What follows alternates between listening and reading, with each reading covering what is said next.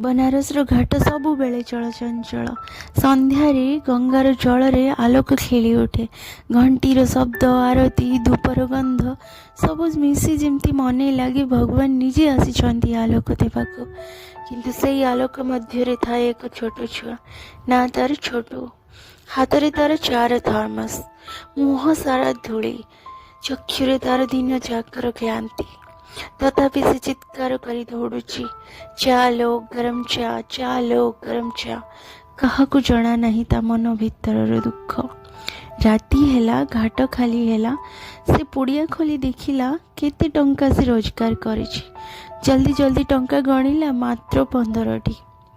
तथापि से हसीदेला। पाखरे थिबा छोट टिफिन दुकान को गला, जाई सेठी 2 पट गरम गरम रोटी और किछि चना नेला। दौड़ी दौड़ी तार माँ पाखक गला। कहला, माँ देख आज गरम रोटी आनी। दुआर खोलिला, माँ शांत शोइथिले।